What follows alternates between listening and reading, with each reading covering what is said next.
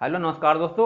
आज हम संविधान के बहुत ही महत्वपूर्ण भाग मौलिक अधिकारों की बात करेंगे। ये जो मौलिक अधिकार हम पढ़ रहे हैं, ये 4 से 5 वीडियो में हम कवर करेंगे। आज का ये जो वीडियो है वो छोटा ही सही होगा। उसके बाद हमारे और भी वीडियो क्रम से आते रहेंगे, आप उनको जरूर देखिएगा। सबसे पहले हम ये जान लेते हैं कि इन्हें मौलिक या मूल अधिकार क्यों कहते हैं। देखिए दोस्तों, इनको अगर हम एक लाइन में समझें तो वे अधिकार जिन्हें संविधान द्वारा गारंटी और सुरक्षा प्रदान की गई है, तो वे क्या हैं? मौलिक या मूल अधिकार हैं। इसके अलावा हम दूसरे प्रकार से समझते हैं। देखिए दोस्तों, स्वतंत्रता संग्राम के दौरान जो स्वतंत्रता आंदोलन के नेता थे, उन्होंने अधिकारों के महत्व को समझा। ठीक है दोस्तों, उन्होंने इस बात को समझा कि जो भारतीय जनता है वह अपने अधिकारों के लिए लड़ रही है, तो उन्होंने इस अधिकारों के महत्व को समझा। स्वतंत्रता मिलने के बाद, ठीक है, स्वतंत्रता मिलने के बाद उन नेताओं ने जब संविधान बन रहा था तो कुछ अधिकारों को सूचीबद्ध किया और उन अधिकारों को संविधान में जगह दी।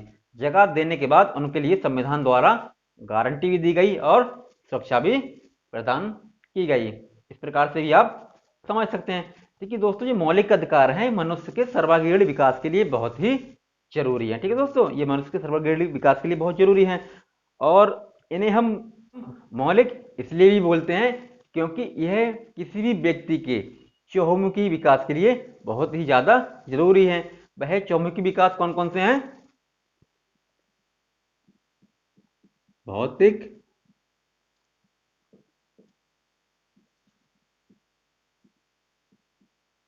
बौद्धिक,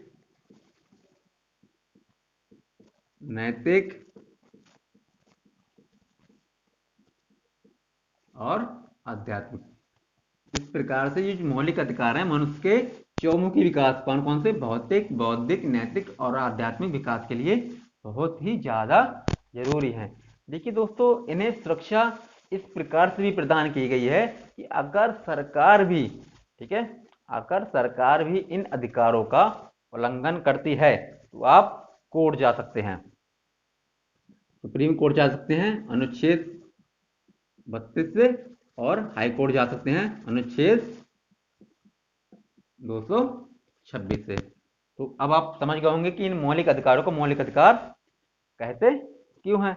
अब देखिए दोस्तों, अगर हम बात करें कि मौलिक अधिकार भारतीय संविधान में कहां पर दिए हुए हैं, मतलब उनके अनुच्छेद कौन से हैं, उसका भाग कौन सा है, तो भारतीय संविधान में भाग 3 में ये दिए हुए हैं और इनकी जो चर्चा है वो अनुच्छेद 12 से 35 में है। ठीक है दोस्तों, ये किस देश से लिए गए हैं? ये लिए गए हैं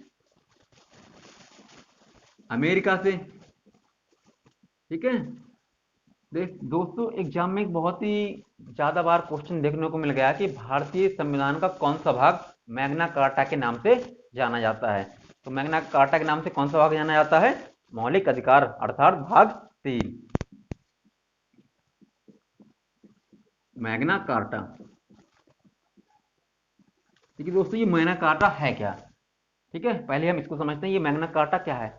देखिए दोस्तों, ये अवधारणा ब्रिटेन से ली गई है। ठीक है दोस्तों, ब्रिटेन में हुआ क्या था कि ब्रिटिश राजा महाराजा, मतलब ब्रिटिश राजा महाराजाओं द्वारा वहां के मजदूरों के लिए कुछ अधिकार दिए गए और अधिकारों के लिए मैग्ना कार्टा के नाम से जाना गया। अब अगर कहीं पे भी बात अधिकारों की आती है तो उसको कहां से जोड़ दिया जाता है? मैग्ना कार्टा से जोड़ दिया जाता है। ठीक है दोस्तों, इस प्रकार से आप समझ गए होंगे। अब हम बात करते हैं, जो मूल संविधान था उसमें कितने मौलिक अधिकार दिए हुए थे? मूल संविधान में, मूल संविधान में कितने अधिकार थे? 7। तो इसमें हम सातों को पढ़ेंगे क्योंकि हमको पता होना चाहिए कौन से अधिकार कौन से क्रम पे था और कौन सा अनुच्छेद था और वह कब समाप्त किया गया। ये बहुत ही परीक्षा की दृष्टि से महत्वपूर्ण है, इनको आप जरूर गौर कीजिएगा। देखिए, पहला भाग था, मतलब पहला अधिकार था समानता, समानता का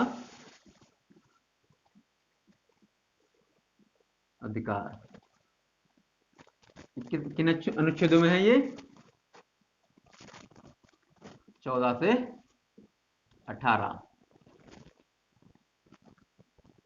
दूसरा,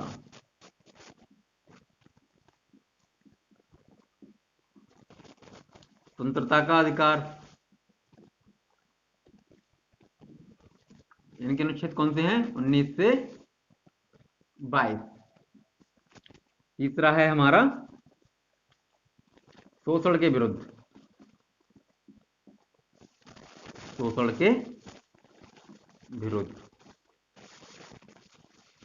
ये किस अनुच्छेद में है?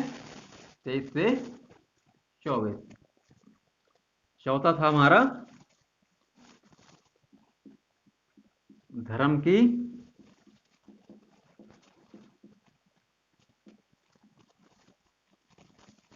स्वतंत्रता का अधिकार। यह दोस्तों 25 से 28 तक। पांचवा है हमारा संस्कृति और शिक्षा संबंधी अधिकार। ये किस अनुच्छेद में है दोस्तों? 29, 30 में। छठा है हमारा संपत्ति का अधिकार। ठीक है, इसका अनुच्छेद कौन सा है? 31। और सातवां था हमारा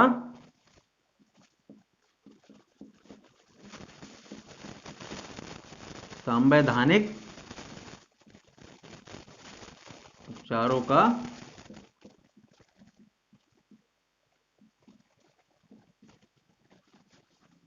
अधिकार। यह किस अनुच्छेद में है दोस्तों? अनुच्छेद 32 में। तो इस प्रकार से देखिए दोस्तों, जो भारतीय संविधान जो बना था, अर्थात जो मूल संविधान था, उसमें ये 7 मौलिक अधिकार किसी भी व्यक्ति के लिए प्राप्त थे। कौन से प्राप्त था? समानता का अधिकार अनुच्छेद 14 से 18 में था। स्वतंत्रता का अधिकार अनुच्छेद 19 से 22 में था। शोषण के विरुद्ध अधिकार 23 से 24 में था। धर्म की स्वतंत्रता का अधिकार 25 से लेकर 28 में था। संस्कृति और शिक्षा संबंधी अधिकार 29 से 30 में था। संपत्ति का अधिकार अनुच्छेद 31 में था। संवैधानिक उपचारों का अधिकार अनुच्छेद 32 में था। ठीक है दोस्तों, अब पर वर्तमान में कितने मौलिक अधिकार प्राप्त हैं? देखिए दोस्तों, वर्तमान में 6। ठीक है, वर्तमान कितने मौलिक अधिकार प्राप्त हैं हमारे लिए?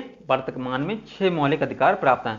तो इसमें से कौन सा मौलिक अधिकार समाप्त किया गया? यहाँ से बहुत बार क्वेश्चन पूछा जाता है कि कौन सा अधिकार, मतलब कौन सा मौलिक अधिकार समाप्त किया गया, किस अनुच्छेद के द्वारा समाप्त किया गया, समाप्त किया गया तो उसे कहाँ पर रखा गया है। ये विभिन्न प्रकार के क्वेश्चन विभिन्न प्रतियोगी परीक्षा में देखने को मिल जाते हैं। तो ये दोस्तों, जो एक अधिकार है वो समाप्त किया गया है, वह है संपत्ति का अधिकार। देखिए दोस्तों, संपत्ति का अधिकार मौलिक अधिकार से समाप्त कर दिया गया। इसे 44वें संविधान संशोधन अधिनियम, ये संविधान है, संविधान संशोधन अधिनियम 1978 के द्वारा। ठीक है, संपत्ति का अधिकार 44वें संविधान संशोधन अधिनियम 1978 के द्वारा समाप्त कर दिया गया, अर्थात ये मौलिक अधिकार नहीं रहा। पर इसे भाग 12 यानी भारतीय संविधान के भाग 12 में पहुंचा दिया गया। और किस अनुच्छेद के अंतर्गत रखा गया है? अनुच्छेद 300 का कहें या फिर ए कहें, अंग्रेजी में ए लिखेंगे, हिंदी में का। और इसको किस प्रकार का मतलब अधिकार बना दिया है? इसको बना दिया है विधिक। इसको विधिक अधिकार बना दिया है। ठीक है, मतलब ये सरकार तय करेगी कि आपके पास कितना पैसा होना चाहिए, कितना पैसा नहीं होना चाहिए, यानी संपत्ति से संबंधित जो भी प्रावधान है वह कौन तय करेगी? सरकार तय करेगी। ठीक है, और किसके द्वारा, किसके माध्यम से करेगी? कानून के माध्यम से करेगी। किस प्रकार का कानून? जो संसद में पास होगा। तो इस प्रकार से आप समझ गए होंगे, यहां पर हम विधिक कहें या फिर कानूनी। ठीक है, तो यह अधिकार था समाप्त किया गया। यह अधिकार कौन से नंबर पे था दोस्तों? 1 2 3 4 5 6 छठे नंबर पे था, ये छठे नंबर को हम यहाँ से रफ कर देते हैं, यानी वर्तमान में ये अब नहीं है। कब से नहीं है? 44वीं संविधान संशोधन 1978 से नहीं है। इसको हम समाप्त करते हैं।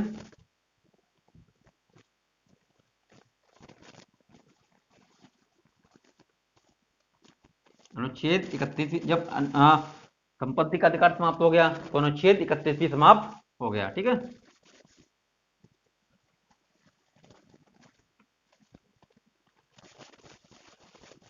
तो इस प्रकार से वर्तमान में कितने मौलिक अधिकार प्राप्त हैं?